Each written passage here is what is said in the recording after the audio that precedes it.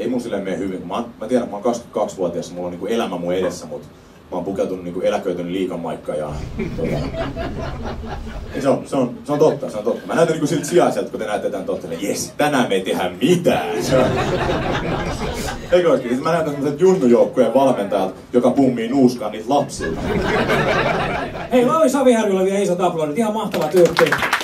Ihan mahtavaa. Mä en siis tiennyt, että harjoittelu voi tehdä stand-up-klubilla.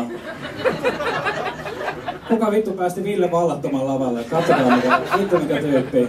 Oikeesti, oliks hoploppi kiinni jo, ja sä tulit tänne? Mä menin nuorena, niinku isoveljen niinku papereilla sisään, se menee faijansa vaatteilla. Se mikä jatkuu. Ei, hyvä tyyppi, mä tunnen sen. Harvemmin näkee tyyppiä, joka näyttää niinku sekä pedofiililta että pedofilian uhrilta. Riittiks tää Lauri sulle? Se on vittu lopulta 2 tuntia tänään ja sanoo,